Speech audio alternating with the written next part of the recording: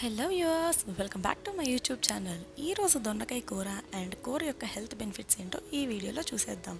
ముందుగా దొండకాయ కూరలో చాలా హెల్త్ బెనిఫిట్స్ ఉన్నాయి. ఇందులో ఫైబర్ కంటెంట్ ఎక్కువ ఉండడం వల్ల డైజెషన్కి మంచిది. అలానే వెయిట్ లాస్ అవ్వాలనుకున్న వాళ్ళకి కూడా హెల్ప్ అవుతుంది. వెయిట్ లాస్కి డైట్ చేసే వాళ్ళు ఇందులో ఆయిల్ అనేది తగ్గించుకోవాలి. ఇంకా షుగర్ లెవెల్స్ కంట్రోల్లో ఉంచుతుంది. ఇమ్యూనిటీ కూడా పెంచుతుంది.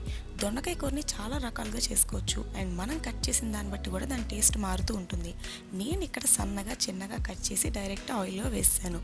ఈ కర్రీ ఉడకడానికి కొంచెం టైం పడుతుంది. సో మధ్యలో కొంచెం ఉడికాక మీరు వీడియోలో చూస్తున్నట్టు ఇలా ముక్క కొంచెం కట్ అయ్యాక 2 మీడియం సైజ్ కట్ చేసిన ఉల్లిపాయలు వేసి బాగా కలపాలి.